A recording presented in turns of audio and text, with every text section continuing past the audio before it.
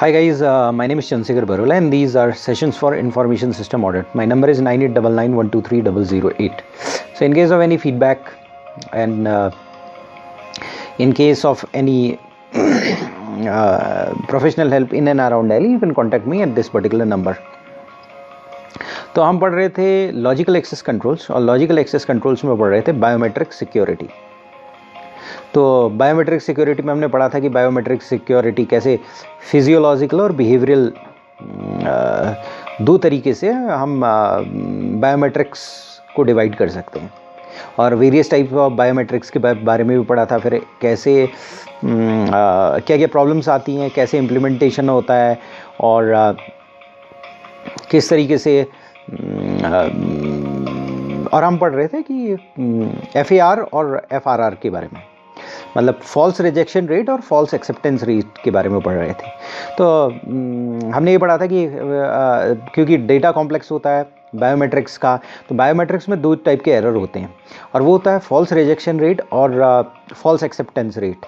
False rejection rate का मतलब ये है कि आप अपने फिंगरप्रिंट आपने लगाया और कई बार क्या होता है 10 बार इवन बायोमेट्रिक कहता है कि यूज़र नॉट रिकॉग्नाइज्ड। जो आपका सिस्टम लगा होगा, एक्सेस कार्ड लगा होगा, उसमें आप जाओगे और एक फिंगरप्रिंट लगाओगे। फिंगरप्रिंट लगाने के बाद बार बार वो ये बोलेगा, एरर देगा, तो वो है फॉल्स रिजेक्शन रेट। यानी कि आप राइटफुल बंदे हो लेकिन वो आपको रिजेक्ट कर रहा है, तो ये फॉल्स रिजेक्शन है।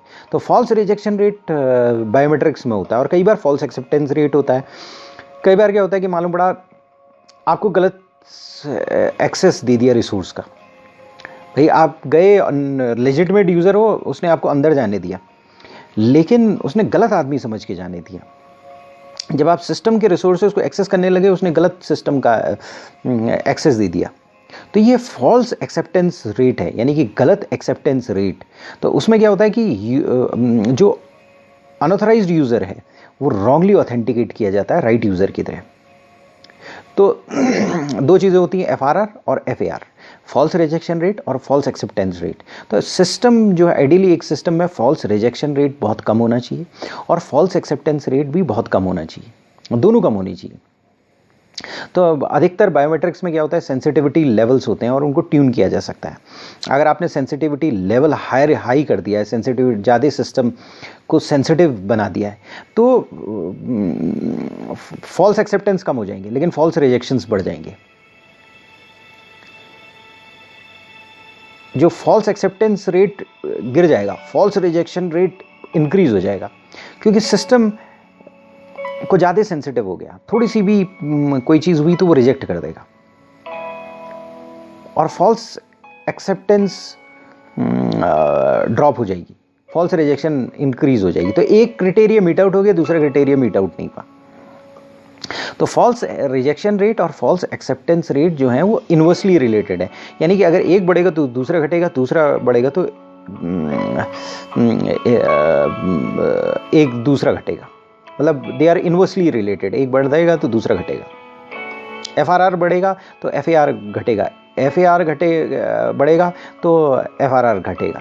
तो फॉल्स रिजेक्शन रेट और false acceptance rate inversely related है, मतलब एक दूसरे के दुश्मन है।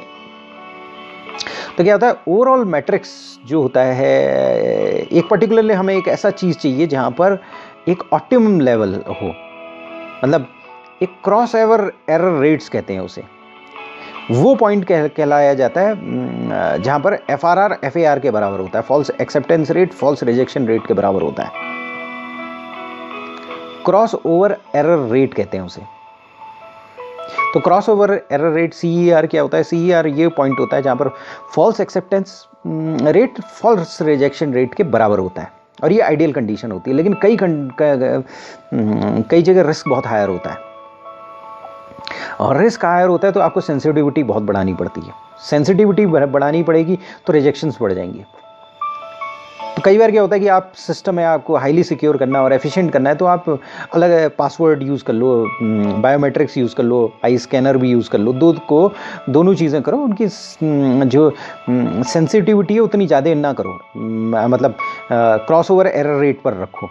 लेकिन अगर मान लीजिए सपोज आपके पास ऑप्शंस कम है और हाई रिस्क जोन है तो आप सेंसिटिविटी बढ़ा दोगे तो FRR और FAR रिजेक्शंस बढ़ जाएंगे, और रिजेक्शन बढ़ जाएंगे तो उसमें कुछ पर्सनल्स को प्रॉब्लम हो सकती है। अगर कोई बंदा अंदर जा रहा है और मालूम पड़ा बार बार वो रिजेक्ट कर रहा है, वो लेजिटमेट यूज़र है, तो फिर उसे हेल्प लेनी पड़ेगी IT डिपार्टमेंट और दूसरे डिपार्टमेंट्स की, अगर कोई कंपनी है। लेकिन अगर कहीं स्टैंड अलोन सिस्टम से बहुत दूर रिमोट सिस्टम से और वहाँ पर कर रहा है, तो फिर तो प्रॉब्लम क्रिएट हो जाएगी, तो उसको ज़्यादा इनकन्वीनियंस सहनी पड़ेगी और बार बार उसे ट्राई करना पड़ेगा।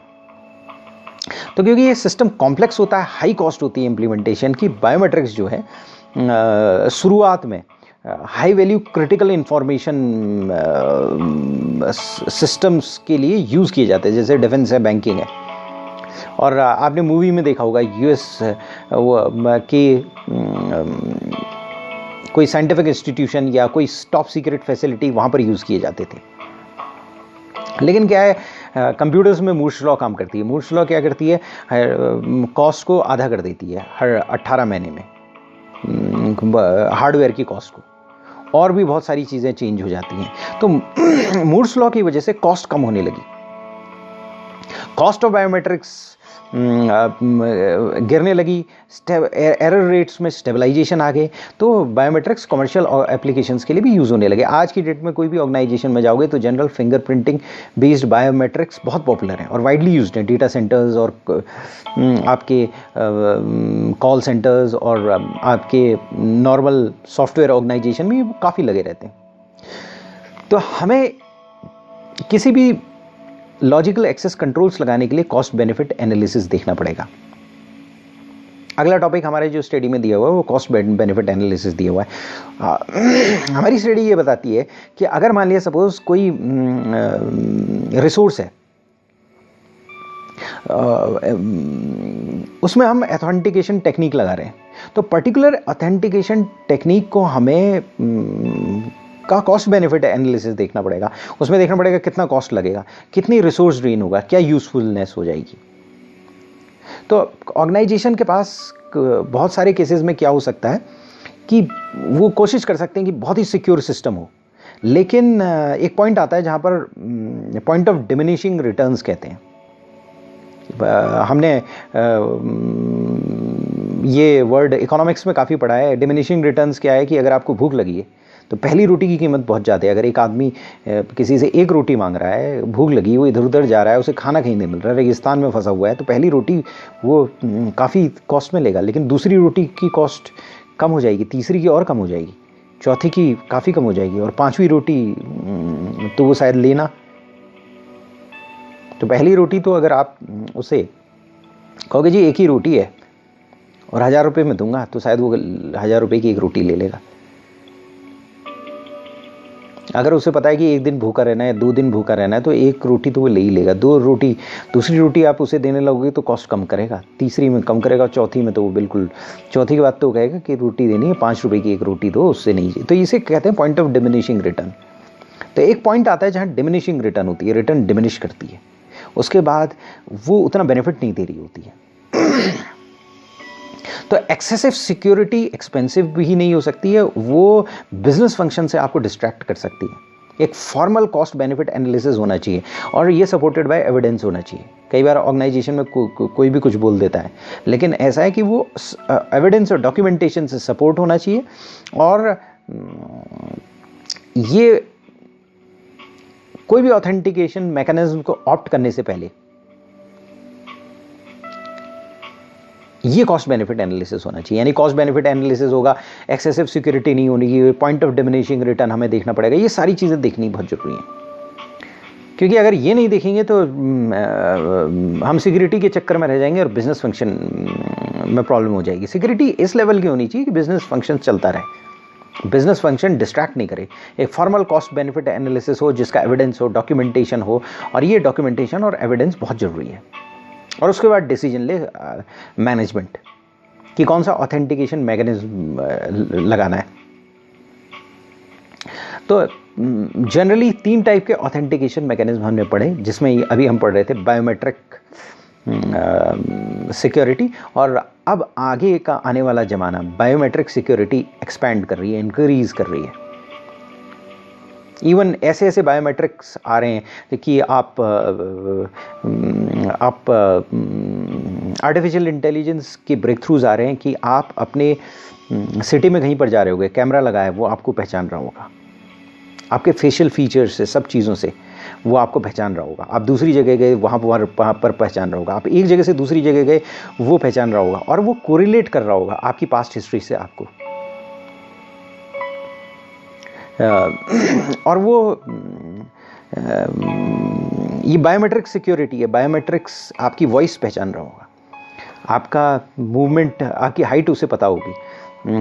ये एडवांसेस आ रहे हैं बायोमेट्रिक्स में, ताकि ये बायोमेट्रिक्स में ये एडवांसेस इसलिए आ रहे हैं कि सिक्योरिटी एक बहुत बड़ा इशू बन गया है। सिक्योरिटी में प्रॉब्लम ना हो, सिस्टम सिक्योर रहें, कंट्री सिक्योर रहें। टेररिस्ट अटैक्स कई कंट्रीज में बढ़ रहे हैं, और टेररिस्ट अटैक से सेफ करने के लिए, जैसे फॉर एग्जांपल अमेरिका की एक जासूस एजेंसी एनएसए स्पाई एजेंसी है, और एनएसए ये चाहती है कि हर एक आदमी का रिकॉर्ड उसके पास हो। यही नहीं, पूरी पृथ्वी में उसके पास रिकॉर्ड हो। तो गूगल में आप अगर कोई डेटा डालते हैं, पिक्चर्स डालते हैं, तो वो गूगल के डेटाबेस में चले जाता है। फेसबुक में डालते हैं तो फेसबुक में डेटाबेस चले जाता है। और फेशियल रिकॉग्निशन टेक्नोलॉजीज बढ़ रही हैं, वॉइस रिकॉग्निशन टेक्नोलॉजीज बढ़ रही हैं। आर्टिफिशियल इंटेलिजेंस से लिंक करके आपकी प्रोफाइल बनने में कोई टाइम नहीं लगेगा कि ये बंदा क्या है, इसकी मेंटेलिटी क्या है, क्या ये आतंकवादी हो सकता है, क्या ये सोसाइटी के लिए हार्मफुल हो सकता है, ये कैसे वीडियोस देखता है, इसकी थॉट प्रोसेस क्या है। ये सब बायोमेट्रिक्स कर रही है। बायोमेट्रिक्स केवल आपको आइडेंटिफाई, रिकॉग्नाइज नहीं करती है, लेकिन कॉन्स्टेंटली आइडेंटिफाई और रिकॉग्नाइज करने की टेक्निक उसमें आ गई। Biometrics combined with artificial intelligence का मतलब ये है कि कई प्राइवेसी इश्यूज खड़े हो गए हैं। वो स्नोडेन वाला केस हुआ, आपने पढ़ा होगा। तो वो स्नोडेन वाला केस इसीलिए हुआ क्योंकि प्राइवेसी इश्यूज काफ़ी हो रहे हैं कि इंडिविजुअल की प्राइवेसी का क्या होगा। जब सारी चीज़ लॉ इन्फोर्समेंट अथॉरिटी को पता होगा, हर मोमेंट लॉ इन्फोर्समेंट अथॉरिटी हमें देख रही होगी, हमें ट्रैक कर रही होगी, हम कहाँ जा रहे हैं, कहाँ बैठे हैं, किससे अगर हम फ़ोन में बात कर रहे हैं तो वो वॉइस ट्रैक कर रही होगी, तो वहाँ हमारी प्राइवेसी लूज़ हो जाएगी। लेकिन ये सब कौन कर रहा है? बायोमेट्रिक्स कर रहे हैं। सो बायोमेट्रिक्स बहुत पावरफुल चीज़ है। बायोमेट्रिक्स में स्पेस ज़्यादा होती है, बायोमेट्रिक्स पॉपुलर हो रहे हैं, लेकिन उतने पॉपुलर इसलिए भी नहीं हो पाए क्योंकि कॉस्ट काफ़ी ज़्यादा लग रही है, स्टोरेज स्पेस बहुत ज़्यादा होता है। पासवर्ड है, आपको याद रखना है, 4 सेंटेंस का पासवर्ड है। एक फिंगरप्रिंट अगर आपने रखना है तो उसका पूरा एक फ्रेम बनाकर रखना पड़ेगा, 3-4 फिंगरप्रिंट्स के फ्रेम्स रखने पड़ेंगे। अगर आपको वॉइस रखना है तो वॉइस की पैटर्न आपको रखना पड़ेगा, वो पूरा पैटर्न एनालाइज करना, उसका एल्गोरिथम होगा, कॉम्प्लेक्स एल्गोरिथम। वो अगर पासवर्ड है 4 डिजिट हैं, उसका लिए कोई खास एल्गोरिथम की ज़रूरत नहीं होती, लेकिन वॉइस के लिए एल्गोरिथम होगी, वॉइस को आइडेंटिफाई करने के लिए। अगर आइरिस स्कैन है तो आइज़ का पूरा मैप रखना पड़ेगा। अगर आपका फेस है, आपके बोलने, कई बार क्या होता है कि की स्ट्रोक डायनामिक्स अगर है तो वो आपको स्ट्रोक्स की फ्रीक्वेंसी देखनी होगी। तो ये सारी आइरिस स्कैन, रेटिना स्कैन्स और ये सारी चीज़ें ज़्यादा स्पेस यूज़ करती हैं, ज़्यादा एरिया यूज़ करती हैं, लेकिन ये पॉपुलर होती जा रही है क्योंकि स्टोरेज स्पेस की समस्या वर्ल्ड में कम होती जा रही है। मतलब 720 करोड़ ह्यूमन बींग्स हैं, अगर सबको भी मैप कर दिया जाए तो कुछ पीटाबाइट्स का डेटा बनेगा,